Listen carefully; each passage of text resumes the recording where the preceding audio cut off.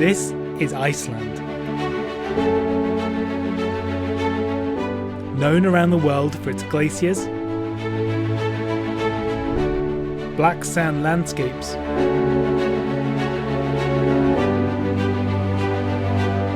and being a hotbed of volcanic and geothermal activity. But is Iceland more than this? Can Iceland show us the clues to the way the climate is changing all over the world? And are the people of Iceland finding unique ways to lessen the impact humans have on the planet?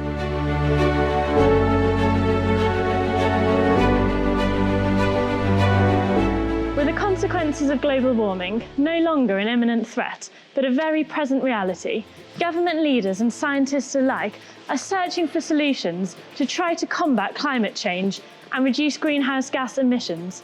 But they need look no further than Iceland. Here we have not just an environmental success story, but an economic one.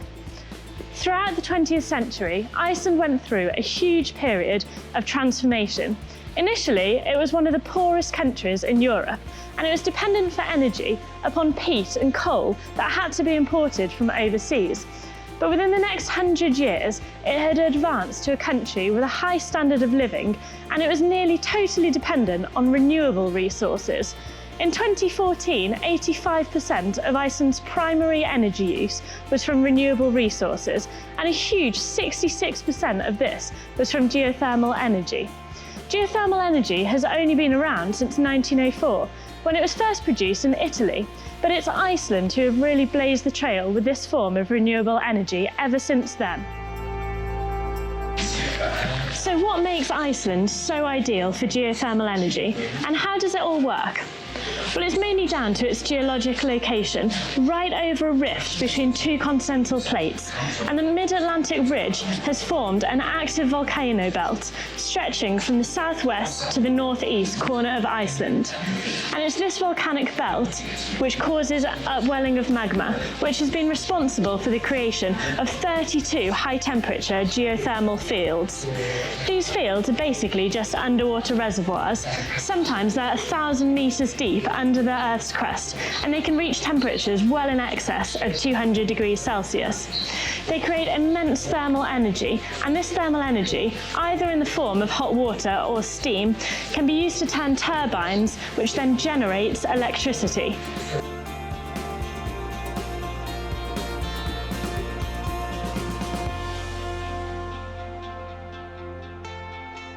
So I'm here at the Hellisheidi geothermal power plant, and I think that if I go through this door, I should be able to see some of the turbines that are driven to produce the electricity. So let's go and take a look. Wow, you can certainly hear it. This power plant is actually the largest geothermal power plant in Iceland, and it's still in the top 10 largest in the world. It generates a colossal 303 megawatts of energy, which is pretty impressive. But it's because of where this energy actually comes from. So Hellisheidi is located on the Hengil volcano, but it's not just one volcanic system, it's actually three which interlink together, so we've got triple the energy going on. You wouldn't believe it to see it, but it only became operational as a power plant in 2006. Since then, they've done two really big stages of expansion, and they're looking now, this is what they're working on right here, not just to produce electricity, but to produce hot water as well.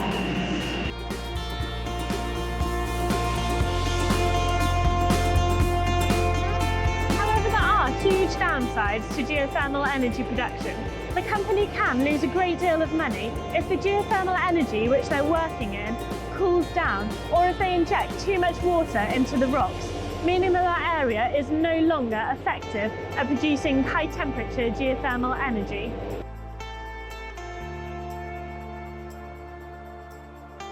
In addition, although geothermal energy works really well out here in Iceland, it can only ever be used in areas where there are tectonic activity like this. You can't easily transport geothermal energy in the same way that we can transport fossil fuels, such as coal. This means that although it might provide a small-scale solution to the problem of climate change, will it ever be applicable worldwide?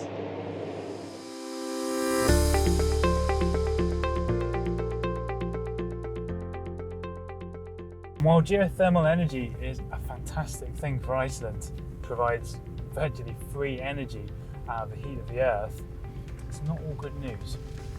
When you start digging up all of that gas and actually, in this case, pumping it as water upwards, you actually bring with you a lot of other things. CO2, it's hydrogen sulfide, which is that stuff that really smells of bad eggs.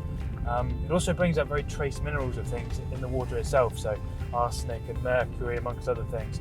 Now those can be dealt with, they're pumped back underground with the rest of the water, but the CO2 and the hydrogen sulfide, they're both an issue because those are both greenhouse gases which need to be dealt with in one way.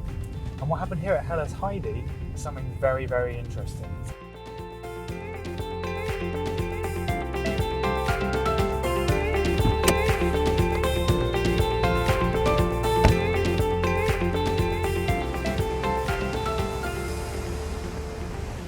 Normal carbon capture and storage works using a chemical called an amine, and the carbon dioxide is bubbled through this liquid chemical and eventually can be stored again as a gas, but separated from everything else. What that means then is that you have to store that gas somewhere, and that's not a great idea because that gas can sometimes escape. What scientists have done here that is so pioneering is that they've actually pumped the gas underground, and the idea is that over time it will slowly get remineralized, in other words, turned into a rock itself. And that's a much safer and more secure way of storing carbon.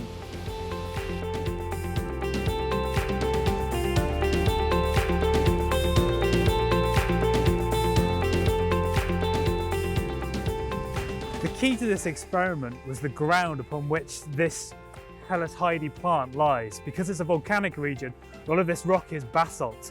And that's actually perfect for this experiment because basalt rocks contain the right minerals to turn the CO2 back into rock again. Crunch time came 2 years later when the scientists had to dig up what they'd buried. They used big drilling equipment to bring out cores of rock, and when they looked at them they found that not only some, but nearly all of the CO2 had been absorbed and remineralized.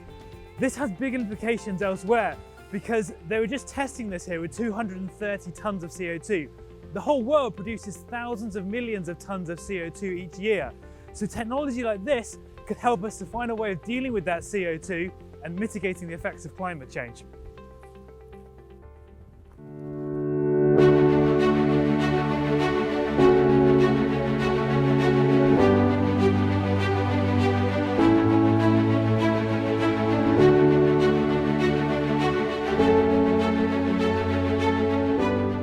Every 3 to 7 minutes, something pretty spectacular happens here, which is absolutely impossible to ignore.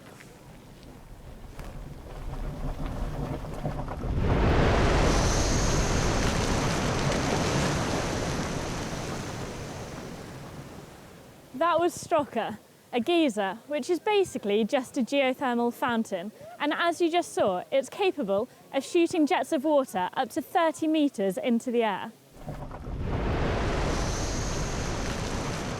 Strokka wasn't really discovered until 1789, when it's thought that an earthquake opened up a crack which allowed the water to force itself through in quite a dramatic fashion.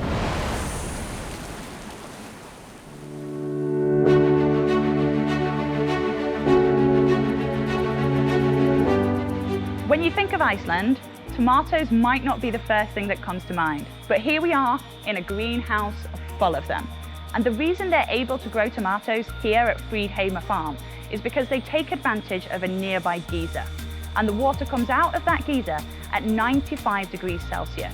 And it then travels through these pipes here into the greenhouse. And you can see with our heat sensitive camera that they're at about 50 degrees Celsius. And that keeps the greenhouse above 20 degrees Celsius so the tomatoes can grow happily.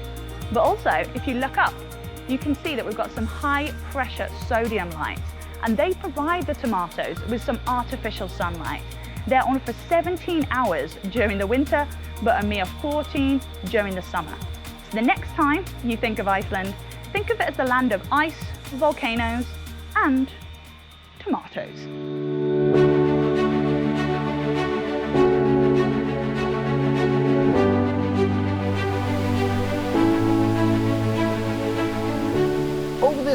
runs the river Skua, and whilst the waterfall is impressive in itself, one of the most amazing parts about this waterfall is that this used to be an old coastline for Iceland, but now the actual coastline for Iceland is 5 kilometers that way.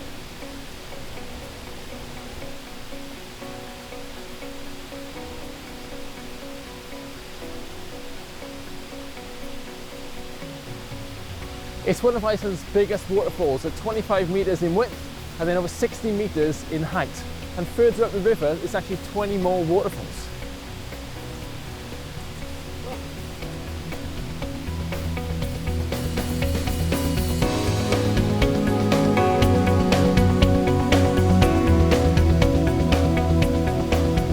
The waterfall is named after the town in which it runs through, which is Skua, and also the Icelandic for waterfall, which is foss.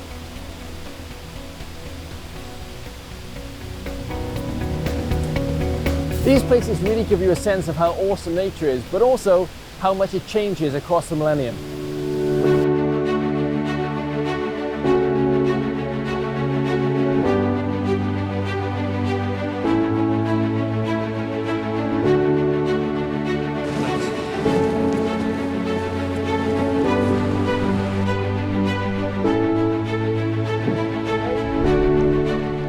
When it comes to what icebergs can tell us about climate change, you might think that it's as simple as more global warming equals more icebergs, as they can melt away from their parent glacier. However, icebergs like these here can tell us so much more about climate change. They're mostly used to study what's known as ice shelf carving. Now, ice shelves are permanent floating sheets of ice that connect to landmass, and they can mostly be found hugging the shores of the Antarctica, but they can also be found in Greenland and in the Russian Arctic. Now, by studying the effect that climate change has on the melting of these ice shelves, we can look at how that influences glacial acceleration and that all-important sea level rise. Now, these ice shelves are disintegrating all of the time, but the complete process takes months or even years. What icebergs do is they give us an opportunity to investigate a similar process, but that happens over a shorter time frame.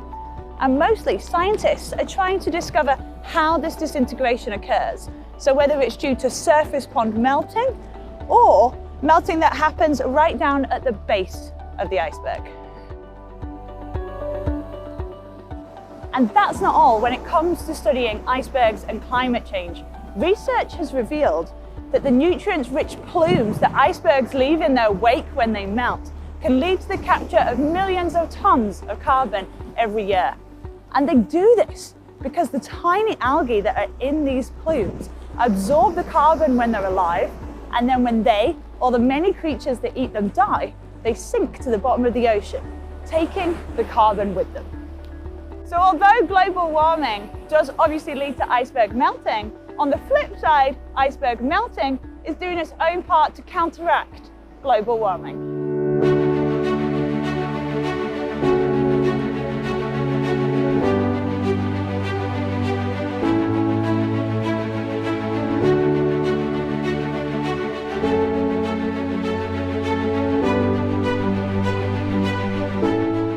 This is the Solheimerjökull glacier.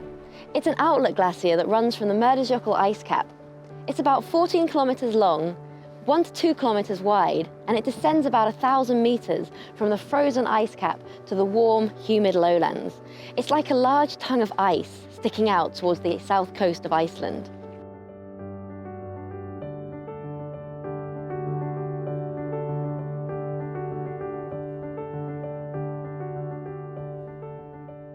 The shape and location of the Solheimerjökull glacier make it particularly sensitive to climate change.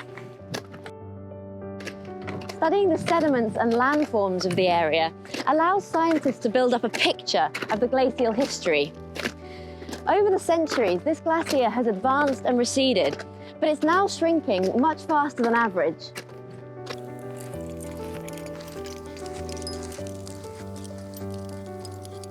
We've just come across this sign pointing out that in 2010, the snout of the glacier came all the way to where we're standing now. That's a pretty drastic difference in not that much time. And actually, the Solheim is one of the fastest retreating glaciers in Iceland.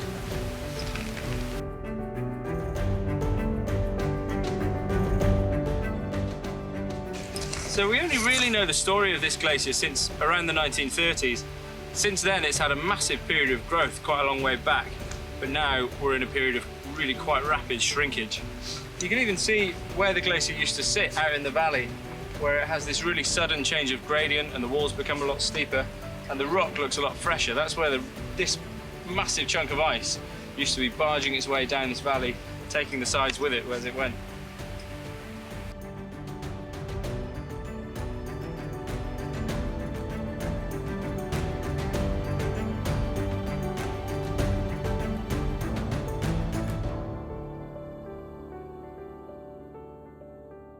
Iceland is one of the fastest warming places on the planet.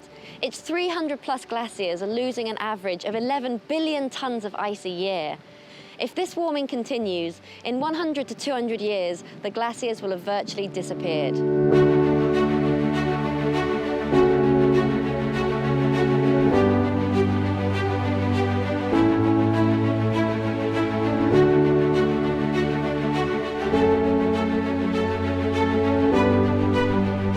The highest uplift rates that we measure now are about 4.5 centimeters per year. So this is at the places that are more or less within the Vatnajökull ice caps, measured at mountains that stick out of the ice caps. But outside the ice caps, we still measure about 3 centimeters per year.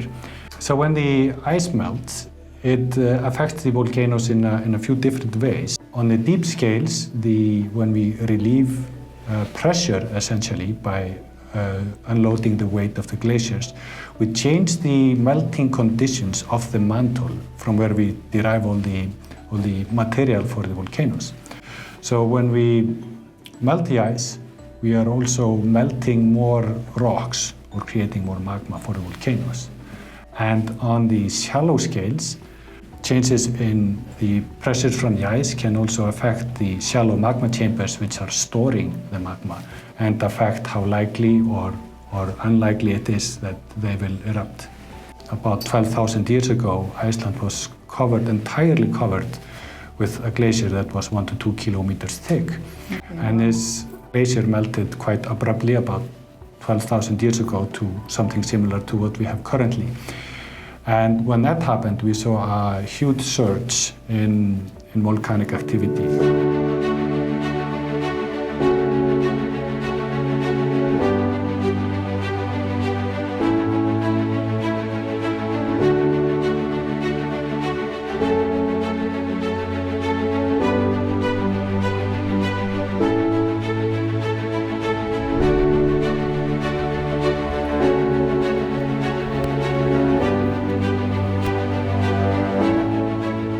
Anyone looking around at the surface of Iceland can tell that this is not exactly a stable environment. But what might not be quite so obvious is that while you're standing on this place, it's actually rising underneath your feet. Scientists have actually placed 62 GPS stations to monitor how the island is changing. And what they found is that in some places, it's rising by as much as 30 millimeters every year.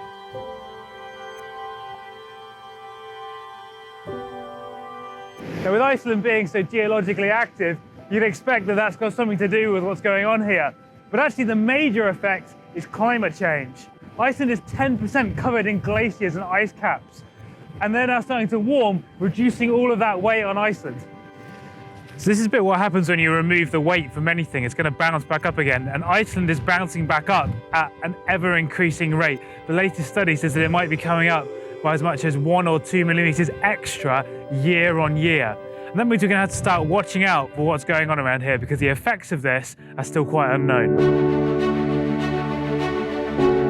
The land of fire and ice, an ever-changing landscape created by the extreme forces of nature.